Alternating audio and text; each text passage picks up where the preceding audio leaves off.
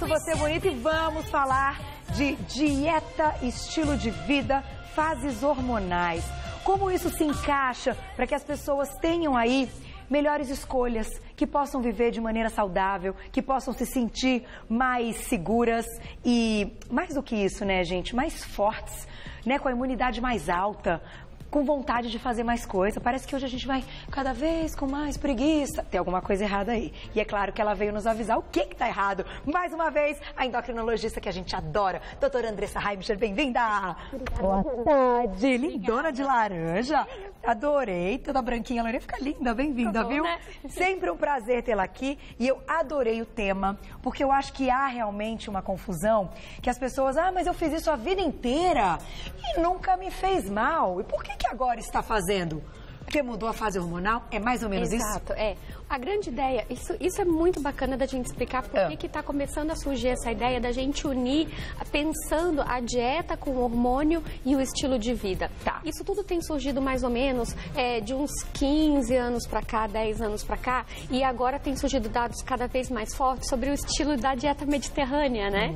Que é aquela dieta que é praticada no sul da Europa, tá, que é uma dieta baseada em peixes, em azeites, em gorduras monoinsaturadas e poliinsaturadas, tá, mas não é só alimentação, né, Carol? A gente sabe que a dieta mediterrânea é o estilo de vida de um povo que pratica atividade física, que leva uma vida menos estressante. Tá. E aí a gente sabe que hoje em dia, quando a gente fala em qualidade de vida, em perda de peso, a gente tem que unir não só a parte alimentar, mas também todo um contexto, né? E aí, por isso que hoje em dia a gente tem falado muito da dieta do estilo de vida, que é uma dieta em que a gente une não só o valor calórico do alimento, mas também o perfil hormonal da pessoa e também a sua qualidade de atividade física e principalmente os hábitos das pessoas. Tá. Então é isso que consiste na dieta do estilo de vida. Olha que legal. Então por isso que para cada fase a gente tem, não diria regras, mas dicas de colocar ou tirar certos elementos. Exato. E lembrando que assim, dentro de cada fase a gente tem uma regra geral e que cada pessoa vai ter também o seu próprio manual. Verdade. Né? Então, assim, o que a gente vai passar aqui é uma regra geral e cada um, isso que eu acho que é o bacana, né? Pense em casa, né? Cada um que tá em casa, pense o que você faz certo, o que você faz errado, pra gente corrigir o que tá errado e pra gente reforçar o que tá certo. E aquela história, se conheça, a gente tem que se observar, né? Exato. Vamos começar com o primeiro grupo, então, que a gente escolheu. Vamos lá, primeira imagem. Escolhemos, então, essa é pra abrir, que explica, né? Que foi isso que você falou. Exato, que a dieta do estilo de vida, ela vai unir os nossos hábitos, a faixa etária da pessoa, né? Que é muito importante uma dieta, por exemplo, uma dieta de uma criança para uma dieta de um paciente idoso, né? Tá. E ela também vai unir as características hormonais, o que é diferente, por exemplo, uma dieta de quem tem hipotiroidismo, que tem um metabolismo um pouco mais lento, de uma dieta de um paciente que está na menopausa, de uma paciente que está na menopausa. Verdade. Que é diferente de uma dieta que quem precisa ganhar peso, de quem precisa perder peso. Olha então, isso. tudo isso é a dieta do estilo de vida de cada um, Perfeito. Né? Então, vamos unir valor calórico, hábitos, hormônios e faixa etária. E começamos com... Próxima imagem na tela, então, que a gente escolheu os grupos de acordo também com os telespectadores do Você Bonita, né? Com o grupo aí de quem nos acompanha. Vamos lá, então pode mudar. Vamos para a próxima. O primeiro, aí voltou, aí. Crianças apareceu em primeiro, a gente ia deixar por último, mas vamos abrir com as crianças então.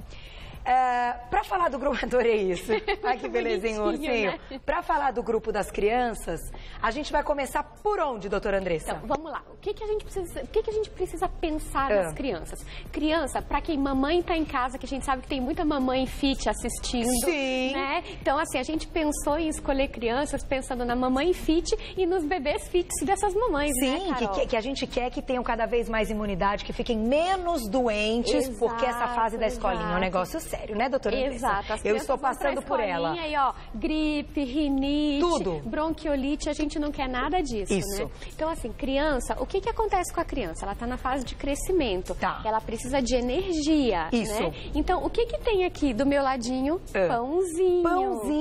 Pãozinho. Então, a gente precisa fornecer energia para os pequenos, Carol. Então, é carboidrato. A gente pode colocar esse pãozinho como carboidrato. Exato. Então, a ideia de quando a gente vai montar uma dieta para as crianças é entender que essa criança está em fase de crescimento e que a gente precisa fornecer um carboidrato saudável. Legal. Mas qual o carboidrato saudável? Pão branco, arroz branco, macarrão branco para essa criança? Não. Porque o que é o mais importante que a mamãe fit que está em casa e a mamãe que também quer ser fit que está em casa precisa entender? É arroz branco, macarrão branco, todos esses alimentos que eles são os carboidratos simples, eles liberam grande quantidade de insulina.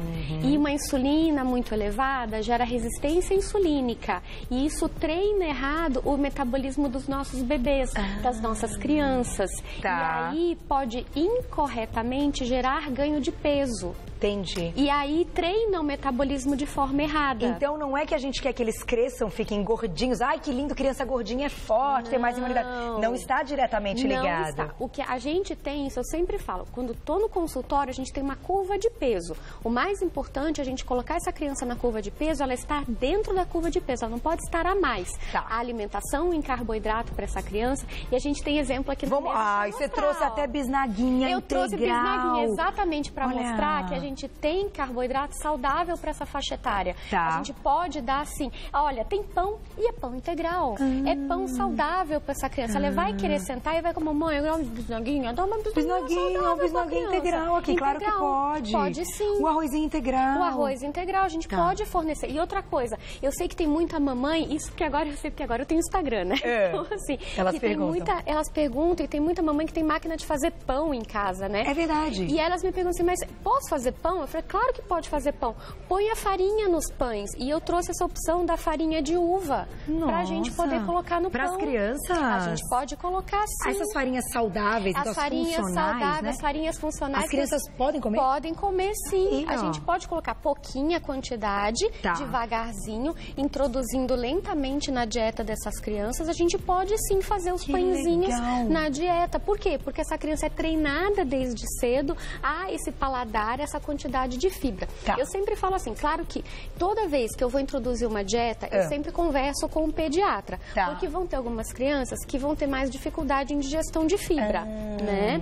Mas o mais legal é assim, a gente pode sim introduzir pequenas quantidades, uma colherzinha de chá, meia colherzinha de chá, e a gente vai treinando no iogurte, se ele não tiver intolerância à lactose. E a gente vai, né, ensinando. Adequando. Exato, é essa a ideia. Então vamos fazer o seguinte, perguntinha na tela, que o grupo das crianças é um grupo que as mamães se preocupam tanto, e eu acho que essa dica já faz com que a gente entenda que o cardápio, então, tem que ser rico em bons carboidratos. Exato. Agora, ai que foto linda, Lourdes, beijo pra você.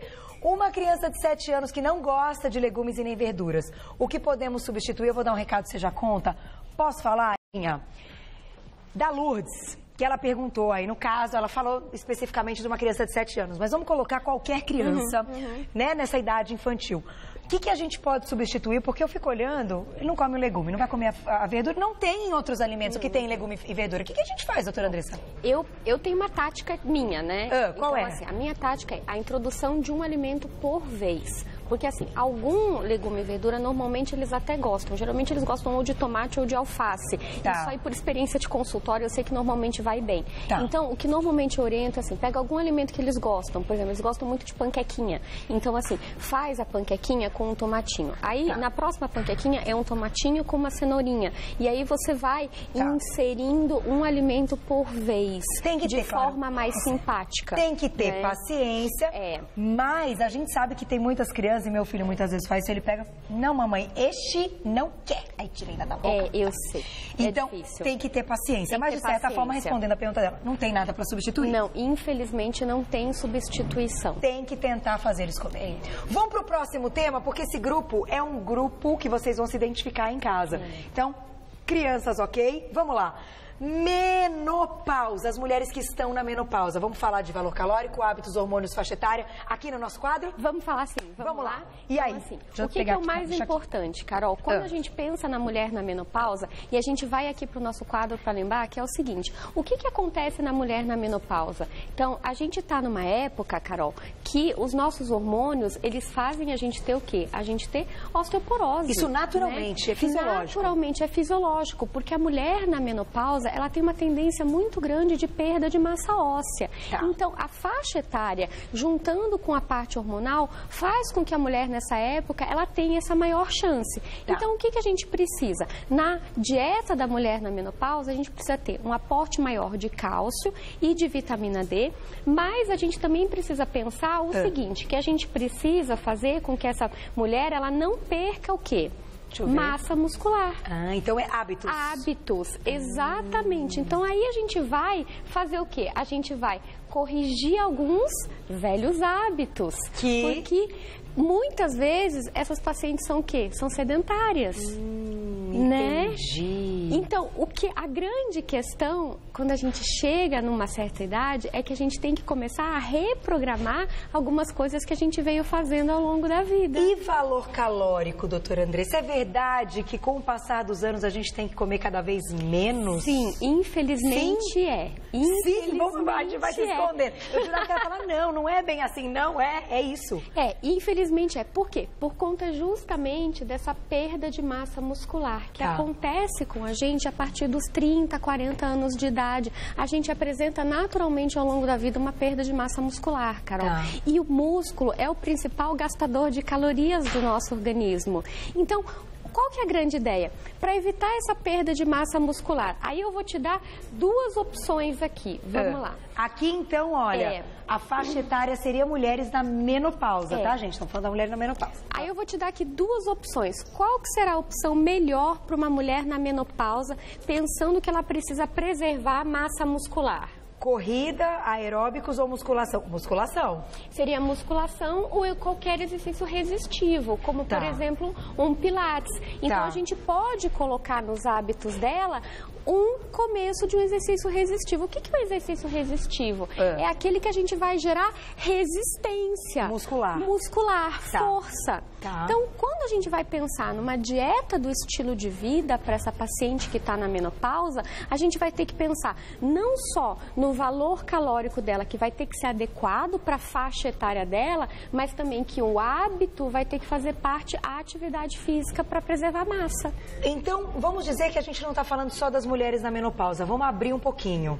A partir dos 30 anos, a gente pode considerar esse ciclo, esse quadro que a gente está vendo? Exceto a osteoporose. Então, a gente tira a osteoporose. Pode. A gente pode considerar sim, por conta desse declínio da perda de massa muscular. E valor calórico, doutora Andressa? O que a gente vai colocar como valor calórico para o pessoal aí de casa? Então, vamos lá. O valor calórico tem tudo a ver com o peso, né? E aí, lembra daquela formulinha que eu já expliquei há um tempo atrás aqui no VB? Sim. Vamos recapitular? Vamos recapitular, uma conta, então, vamos lá. É uma continha, eu não trouxe hoje, mas depois eu prometo que eu coloco na minha página. Sem problemas. Então é assim, a gente calcula o valor calórico pelo peso da pessoa. Se a pessoa, isso é a grosso modo, a gente tem fórmulas para isso, mas eu trago mais para simplificar. Sim. Né? Se a pessoa quer manter o peso, a gente precisa multiplicar o peso da pessoa por 30. Então, por exemplo, uma pessoa de 70 quilos que precisa manter o peso, ela precisa ingerir em média 2.100 calorias por dia. Para manter 70 quilos. Se ela quiser emagrecer, 1.400 calorias por dia, porque ela precisa multiplicar esse valor por 20. Então, é mais ou menos essa conta. Claro que a gente tem umas calculadoras de taxa metabólica para a gente saber. Mas, a grosso modo, é mais ou menos isso. Uma mulher de 60 quilos que queira emagrecer. 1.200 calorias. 1.200 calorias, independente a idade. Aí com a idade, o que a gente faz? A gente pega esse cálculo, vê o quanto que ela está gastando de atividade física e aí a gente programa a dieta de acordo com a atividade física dela ou não. Mas basicamente é esse cálculo que a gente usa. Olha isso, gente. Então, uma mulher de 60 quilos que quer emagrecer, ela tem que fazer 1.200 calorias dia. Na média. E ainda lembrar que ela tem que fazer, não pode perder músculo, ela tem que corrigir velhos hábitos, que pode ser uma musculação, ou aí entraria a corrida? Ela pode... Aí o que acontece? na faixa etária dela, se ela precisa perder peso. Por exemplo, é uma paciente de 80 quilos que precisa comer 1.600 calorias por dia. E ela não consegue porque ela ainda está no começo de dieta e eu preciso fazer com que ela perca um pouco mais de peso, eu vou pensar no meu balanço energético. Então, o que eu vou fazer? Eu vou fazer ela gastar um pouquinho mais. Certo. E aí, para fazer ela gastar um pouquinho mais, aí eu vou adicionar os exercícios aeróbicos. Corrida, aeróbicos, poderia ser natação. Perfeito. Bike. Pode ser também o quê? Andar na esteira. Com velocidade mais alta. Com velocidade. E aí o bacana de andar na esteira, Carol, é porque andar na esteira é uma atividade de impacto. E quando a gente dá impacto, o que a gente está prevenindo da mulher pós-menopausa? Osteoporose? Osteoporose. Jura? Juro. Então a mulher na menopausa que corre é excelente. Esse ajuda muito. Que bacana. Agora, deixa eu te fazer mais perguntas. Já que a gente está falando agora, a gente saiu da menopausa, estamos num grupo de mulheres de 30, 40 anos, até 50 anos antes da menopausa, tá? A parte hormonal, o que a gente encontra nessa mulher na parte hormonal? Na mulher de 30, 40 anos? Isso. Então, a mulher de 30, 40 anos é aquela mulher que está no momento fértil da vida dela. Certo. Só que é uma mulher que ela tem que manter a fertilidade, ela não pode ter um excesso de ganho de peso, porque esse excesso de peso, ele pode desregular o ciclo menstrual dela. Qual é o principal problema das mulheres férteis de 30, 40 anos? Meninas que estão em casa. Ovário policístico. Que tem relação com obesidade. Que tem relação com obesidade, mas mais lá no fundo tem relação com resistência insulínica. Nem sempre as meninas que estão acima do peso, elas vão ter ovário policístico e nem sempre as magras, elas não vão ter ovário policístico ou vão ter. O que a gente vai ter, na verdade, é a resistência insulínica agindo, levando ao ovário policístico. Entendi. Então, esse é o principal dessa faixa etária. Perfeito. Que as meninas precisam estar atentas e mais do que isso, também colocar hábitos saudáveis e atividade física para diminuir essa resistência à insulina. Perfeito. Matamos. Mulherada, já que a gente está falando de hormônio, valor calórico, faixa etária e hábitos saudáveis, o negócio, doutora Andressa, é andar na linha. E olha doutora Andressa é sincera. Vamos lá, para a gente encerrar. Só mais um pouquinho mais aqui. um. Gente, horário de sono. Tá. É muito importante a gente regular o horário de sono. Só pra gente fechar a nossa pauta, você falou no começo. As pessoas andam cronicamente cansadas, Carol. Não consigo fazer nada.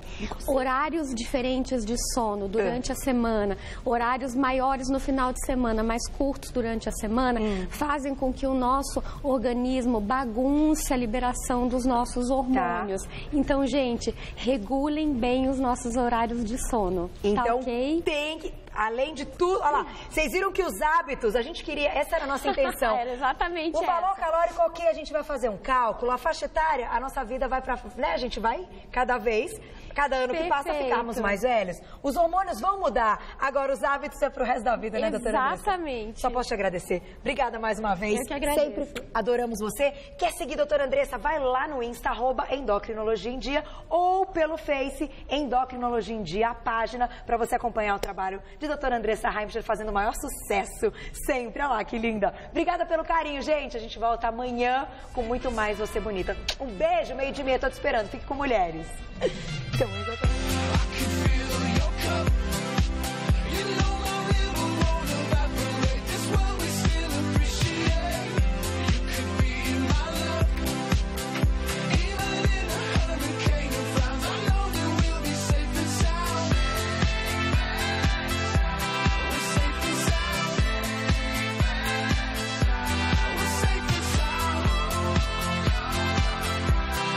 Fique por dentro dos fuxicos dos famosos com Esther Rocha no Todo Seu. Hoje, 10:30 da noite. Assista agora Mulheres e logo após, Gazeta News.